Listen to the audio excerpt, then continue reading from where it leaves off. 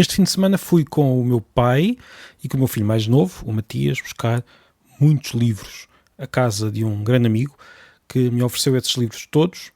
Eu não sei se ele me autoriza a revelar esta oferta e por isso vou deixá-lo anónimo neste episódio, mas foi uma grande oferta, foi um pequeno tesouro que trouxe aqui para casa com a ajuda do Matias e do meu pai. É uma sensação muito boa encontrar livros que são muito difíceis de encontrar em Portugal, entre outros tesouros. Por exemplo, basta pensar numa gramática enorme que tenho ali do português do Brasil, que é muito difícil de mandar vir do Brasil. Primeiro porque é mesmo muito grande, depois porque não está cá à venda que eu saiba, e por fim, porque de facto há uma barreira tremenda entre Portugal e o Brasil, que não é propriamente a barreira linguística que as pessoas normalmente apontam. Claro que existem diferenças linguísticas, mas quer dizer, entre Portugal e Brasil essa barreira até será menor do que entre Portugal e muitos outros países, como é óbvio. A grande barreira entre Portugal e o Brasil no que toca à venda de livros, à compra de livros, é uma barreira aduaneira, fiscal, logística, nem sei explicar bem, há mesmo uma barreira muito mais forte do que entre Portugal e muitos outros países que têm línguas que levam a que nós não compremos tantos livros desses países. Bem, só para dizer que todos estes livros que eu recebi, que estou muito contente por os ter aqui, dariam para criar episódios da Pilha de Livros durante, sei lá, um ano. Por isso aqui ficam muito obrigado. E este olhar para estes livros todos lembrou-me como os nossos livros são, e acho que já falámos disto aqui num dos primeiros episódios, são muito pessoais. Se nós olharmos para a biblioteca de uma pessoa, se entrarmos, se folhearmos, vemos as notas nos livros, e estou a falar das notas rabiscadas, à margem, não estou a falar de notas de dinheiro dentro dos livros, isso é outro problema.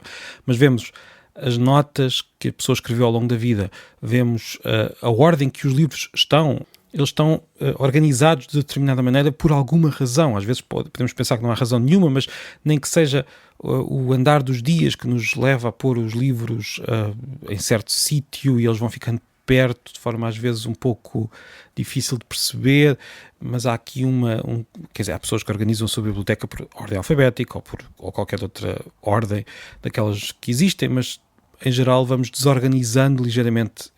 Mesmo as pessoas que organizam dessa forma muito rígida vão sempre desorganizando aqui e ali, e é nessa desorganização que está muitas vezes a pessoa, a história da pessoa, aquilo que aconteceu à pessoa. E se abrirmos os livros, também vamos encontrar apontamentos, post-its com mais notas.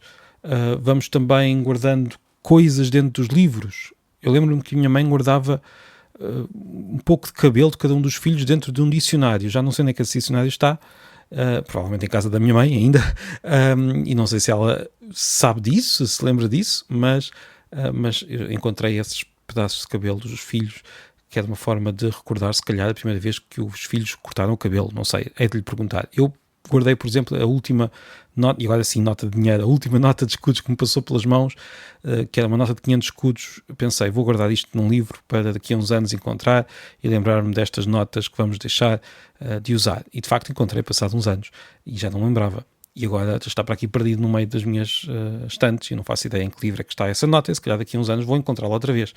Aliás, eu guardei a primeira nota, o que aconteceu foi, guardei a primeira nota de euro que me passou pelas mãos de 5 euros, que ainda está novinha, ao pé de uma nota de 500 escudos, que provavelmente foi uma das últimas, mas não sei se foi a última, estava a dizer isto mal.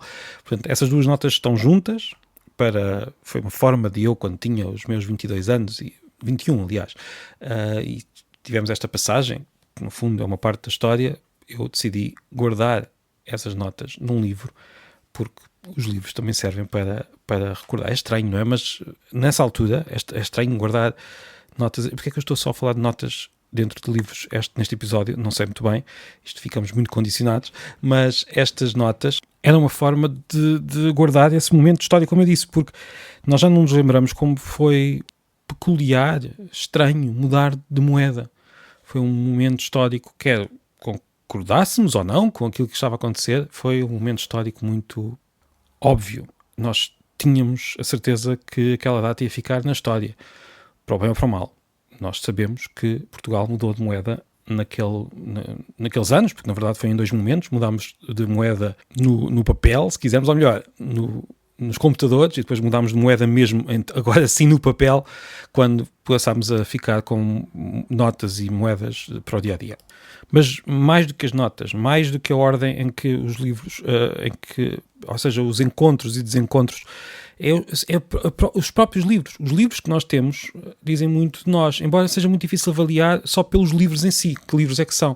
Porque muitas vezes podemos imaginar, por exemplo, 2 bibliotecas iguais, que é muito difícil que existam, porque a não ser que seja de propósito, por algum motivo 2 pessoas queiram mesmo ter os mesmos livros, o que não me parece que aconteça, mas não sendo esse o caso, é muito difícil imaginar, tendo em conta o número de livros que existe no mundo e o número de livros que as pessoas costumam ter em casa, aquelas que têm livros, é muito difícil imaginar que 2 pessoas tenham 2 bibliotecas exatamente iguais. Mas mesmo que tivessem, nós podemos ter 2 pessoas muito diferentes com opiniões opostas sobre os livros perante os mesmos livros. Eu posso ter livros na biblioteca porque estive a estudá-los para melhor os desmontar.